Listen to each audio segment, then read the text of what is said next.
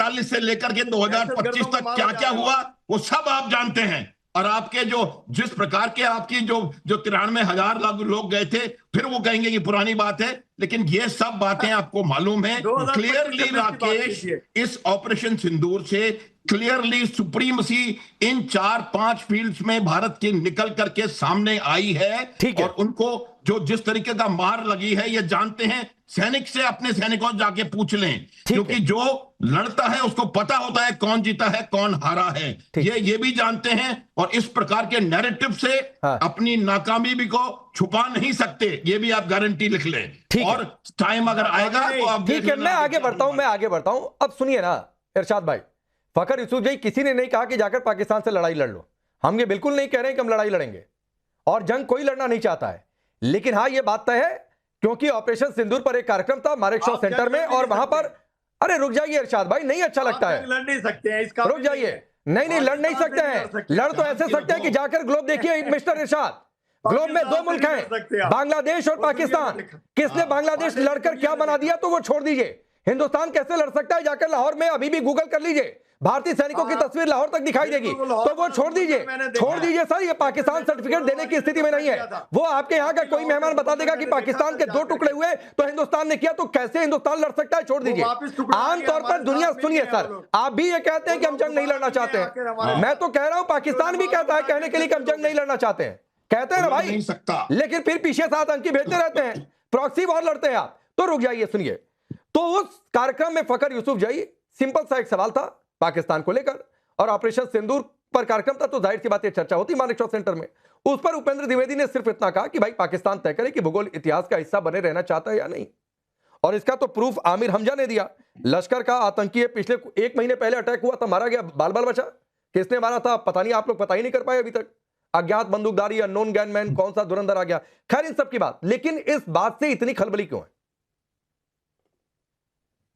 देखिए, जहां तक बात है जनरल उपेंद्रा साहब का एक इंटरव्यू, जो क्लिप जिसके ऊपर आपका ये शो है, तो मेरे ख्याल में कोई किसी को नहीं मिटा सकता। हमारे यहाँ अभी रिसेंटली अफगानिस्तान में हुआ, तो कुछ इस्लामाबाद में बैठे हुए दानिश्वर और लाहौर और कराची में, उन्होंने कहा जी खत्म कर दें, हम तो वैसे ही न्यूक्लियर पावर है, तो अफगानिस्तान की क्या औकात है कि हम मतलब हमारे सामने आके और यहाँ पे आके टेररिस्ट भेजता है, टीटीपी को सपोर्ट करता है। सेम लाइक दैट पाकिस्तान है। पाकिस्तान बिल्कुल 1971 में इंडिया ने ही बांग्लादेश का साथ देकर और पाकिस्तान को 2 टुकड़े करवाया। लेकिन अगर उसके ऊपर बात की जाए, मतलब इंटरनेशनल लॉस की और इन सारी चीजों की, तो इसमें कोई शक नहीं है कि ये इंडिया के लिए कोई ऐसा नहीं है कि वो उस पर प्राउड फील करे कि जी हमने तो बहुत अच्छा किया, हमने 2 टुकड़े किया। कल को पाकिस्तान खालिस्तान को सपोर्ट कर ले, कल को पाकिस्तान इंडियन साइड की कश्मीर को सपोर्ट कर ले, जो नहीं करना चाहिए। मेरी बात सुने पहले, लेकिन कर तो रहा है, हमारे वाले सुने हुआ ना, हमारे वाले खड़े होके अभी वो मई में ही उनका कोई बहुत बड़ी तकरीबें, यहाँ तकरीबात चल रही थी इस्लामाबाद के अंदर। हालांकि उस दिन बनू में 20-25 पुलिस वालों को मारा गया था टीटीपी के सुसाइड अटैक में, लेकिन यहाँ पे जश्न था इस्लामाबाद, लाहौर और कराची में। तो यहाँ वाले भी कह रहे थे कि जी हम तो बता रहे हैं कि अगर उन्होंने ऐसा कर दी, धमकियां चमकियां ना दे दोनों एक दूसरे को। अगर बहुत ज्यादा शौक है तो पिछले साल क्यों सीज फायर दोनों ने करवाए ना, करवाते ना। अब आज वाले ये कह रहे कि नहीं जी ट्रंप ने उनको कह दिया तो वो उन्होंने बंद कर दिया, वो कह रहे कि नहीं जी ट्रंप ने इनको कह दिया और इनकी रिक्वेस्ट पे आए थे। तो भाई साहब, अगर आप लोगों दोनों की मैं बात कर रहा हूं, पाकिस्तान की भी और इंडिया की भी, अगर दोनों के मसल्स इतने स्ट्रांग है और उनको पता है कि यार हम लड़ सकते हैं, तो कम से कम 10 दिन, 2 हफ्ते, 3 हफ्ते, 4 हफ्ते तो लड़ते ना, मानते सीज फायर। ट्रंप को ना जो सीज फायर करवाया था, वो तो खुद भी ईरान के साथ 45 रोजा जंग उन्होंने लड़ी। गजा और लेबनान के अंदर इजराइल आज भी अटैक करता है, तो किसने रोका उनको? तो क्यों रुके ये दोनों? लेकिन तो फखर भाई एक बात बताइए, ईमानदारी से बात बताइए, अगर आमने सामने की लड़ाई होती है, कौन भारी है? देखिए, आपका हमारा $12 बिलियन के करीब हम स्पेंडिंग्स करते हैं, आप $90+ बिलियन की स्पेंडिंग करते हैं, इसमें कोई डाउट नहीं है। इसमें तो मैं क्या कोई भी शायद हमारे भी ये फौज वाला हालांकि बड़ा क्रिटिसाइज करते हैं जनरल अहमद शरीफ ने प्रेस कॉन्फ्रेंस की, तो उसने भी बोला कि अगर मैं कहूं कि नहीं जी वो नहीं है हमसे ज्यादा तो ये गलत होगा। बल्कि बहुत सारे लोगों ने कहा, एयरफोर्स के लोगों ने कहा कि हमसे भाई ज्यादा उनके पास कैपेबिलिटीज है, वो आपके पास है सर, उससे हम इनकार कभी नहीं करते, ना पहले करते थे, ना आज करते हो, ना कल करेंगे आने वाले कल में। लेकिन इसका ये मतलब कतई नहीं है कि अगर हमारे पास अफगानिस्तान के मुकाबले में ताकत ज्यादा है या हमारे मुकाबले में हिंदुस्तान के पास ताकत ज्यादा है तो हमारे ऊपर चढ़ दौड़े और हम अफगानिस्तान के ऊपर चढ़ दौड़े। ये गलत है, इससे कोई फायदा नहीं है, नुकसान इसका होगा और दोनों साइड पे होगा। ऐसा कभी नहीं होगा कि पाकिस्तान का नुकसान होगा और इंडिया कहेगा नहीं हमारा तो नुकसान हो ही नहीं रहा। ना S-400 काम आता है आपका, अमेरिकन जो पेट्रियट था उसने क्या मिडिल ईस्ट को बचाया ईरान की क्रूज और सुपरसोनिक मिसाइल से? नहीं बचाया ना, इजराइल तक को नहीं बचा पाए। तो इसलिए ये बातें करनी ये गलत है मेरे ख्याल में। नहीं बिल्कुल गलत है। मैं तो कह ही रहा हूं, मैं कह ही रहा हूं कि जंग तो कोई भी कभी किसी के हित में नहीं होती है मशरकी साहब, चाहे वो दुनिया के किसी कोने में जंग हो, अमेरिका ईरान की जंग हो या फिर उधर रशिया यूक्रेन की जंग हो या हम आपस में लड़ भिड़ बैठे, जंग किसी के हित में नहीं होती है। लेकिन कोर ऑफ द पॉइंट क्या है? कोर ये है कि भाई टेरर को सपोर्ट नहीं करना चाहिए। अब टेररिस्तान कौन है, मैं फिर इस बात का जिक्र कर रहा हूं, शायद मशरकी साहब आप ज्यादा वाकिफ हो गए, आमिर हमजा नाम से जो लश्कर तैयबा का है, जिसके ऊपर कुछ दिन पहले हमला भी हुआ था, 1 महीने पहले टीवी स्टेशन के बाहर आपके कोई बड़े पत्रकार भी उस गाड़ी में थे जहां पर वो अटैक हुआ था। वो ये कह रहा है कि मैं तो पीओके में टेरर कैंप में था। बाइट उसकी चलाने जरा स्क्रीन पर भी रख दीजिएगा, ये देखिए उसकी बाइट है, आपके पाकिस्तान में ये कार्यक्रम है कि मैं तो पीओके के उस टेरर कैंप में था और वहां पर मिसाइलें गिरी और अल्लाह ने मुझे बचा लिया। ये वो कह रहा है सर। तो ऐसे जब तक ये आमिर हमजा लोग रहेंगे वो कहेंगे कि जाके लड़ो, वो लड़ाई की स्थिति पैदा करेंगे। तो ये तो तय आपको करना है कि ये भूगोल बने रहना है या क्या करना है। देखिए राकेश, बड़ा मैं समझता हूं कि बड़ा गैर जिम्मेदाराना बयान है आपके आर्मी चीफ का। अच्छा। उसकी वजह यह है कि अगर हम बात करें कि जियोग्राफी में कौन रहेगा और इतिहास में कौन रहेगा, तो आज 1 साल हो गया आपके नाम नेहाद ऑपरेशन सिंदूर को खत्म हुए। और उसके बाद मैं समझता हूं कि आज खुद इंडिया इतिहास में चला गया है ऑन जियोपॉलिटिकल सिचुएशन। आज इंडिया दुनिया में अकेला है और पाकिस्तान का हर जगह नाम लिया जा रहा है। दूसरी बात ये है कि अगली बात भी आप सुन लें कि जो बात होती है हकीकत की वो ये है कि पाकिस्तान में पूरी दुनिया में मार्का-ए हक यानी ऑपरेशन बुनियानुल मरसूस सेलिब्रेट किया गया और आपके वजीर आजम और आपकी गवर्नमेंट ने इस दिन को गुजारा कि हर हालत में ऑपरेशन जो आपका ऑपरेशन सिंदूर है उसका कोई नाम ना ले, क्योंकि देखें फातेह जो होता है, विक्टोरियस जो होता है, वो सेलिब्रेट करता है। हम पाकिस्तानी आपके ऑपरेशन सिंदूर में आपको हराने के बाद पूरी दुनिया में उसको सेलिब्रेट कर रहे हैं। एक बार बोल लीजिए मशरकी जी को, बोल दीजिए। आपके थैंक यू।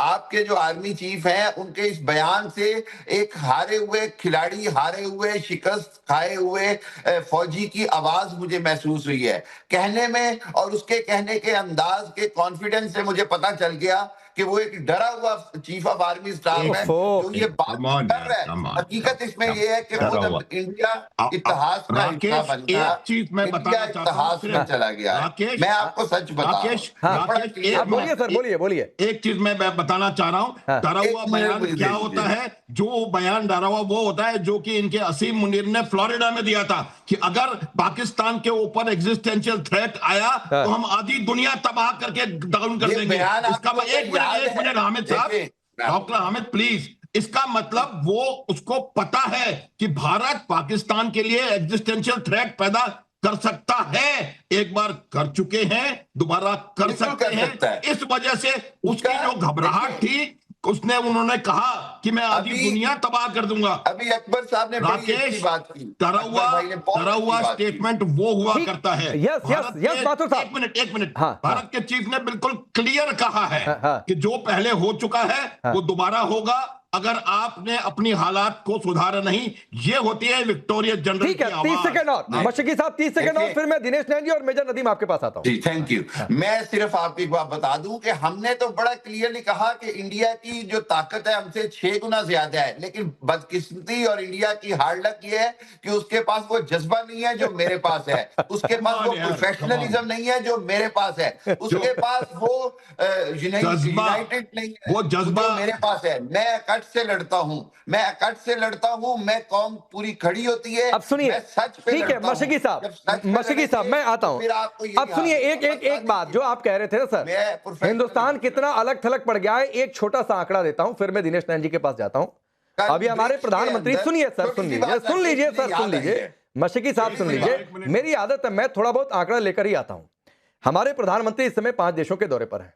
2 देश हो गए, यूएई से उन्होंने शुरुआत किया, 4-5 घंटे का सिर्फ दौरा था। उसमें एक इंपॉर्टेंट है, एक सिर्फ पॉइंट आपको बता रहा हूं, स्ट्रेटेजिक पेट्रोलियम रिजर्व। अपने खर्चे पर यूएई सहमत हुआ है कि भारत के लिए 30 मिलियन बैरल, 30 मिलियन है बिलियन है, दिनेश नैन जी आप बताइएगा, इतने बैरल स्ट्रेटेजिक पेट्रोलियम रिजर्व अपने यहां रखेगा भारत के लिए। ये एक सहमत है। तो आप छोड़ दीजिए सारे, आपका ममालिक है ना, आपका ममालिक है। दिनेश नैन ये आंकड़ा जरा इनको और समझाइए कि इसके मायने क्या होते हैं, जो कह रहे थे कि अलग थलग पड़ गया हिंदुस्तान। राकेश, मैं आपको बता, देखिए राकेश, आ रहा हूं मशकी साहब, 2 मेहमान और बाकी है, फिर मैं आ जाऊंगा, रुक जाइए। हाँ राकेश जी, जो ब्रिक्स के फॉरेन मिनिस्टर्स का इजलास हुआ, हाँ, first time in the history हाँ, उसका कोई जॉइंट स्टेटमेंट नहीं आया। ये इंडिया की सबसे बड़ी शिकस्त है हाँ, कि कोई जॉइंट स्टेटमेंट ऑफ फॉरेन अभी एक एक करके मशकी साहब स्किप रूट मत तलाशिए, मैं आ जाऊंगा इस पर भी, स्किप रूट मत तलाशिए। एक आंकड़ा आपको यूएई का दिया, आपका ममालिक है ना, अपने खर्चे पर भारत के लिए पेट्रोलियम, स्ट्रेटेजिक पेट्रोलियम रिजर्व, तो इसका मतलब समझिए। मैं आपको दिनेश नैन जी, फिर मैं मेजर नदीम आ रहा हूं, रुक जाइए। देखिए राकेश, और जो आप सवाल कर रहे थे वो 30 मिलियन बैरल्स के बारे में बात कर रहे हैं। यस, बिकॉज ये एक पाइपलाइन जो है वो हॉर्मोज के खिलाफ, जो हॉर्मोज में अभी सिचुएशन बन रही है, उससे अलग एक पाइपलाइन बिछाई जा रही है, जिससे कि हॉर्मोज बिल्कुल बाईपास हो जाएगा।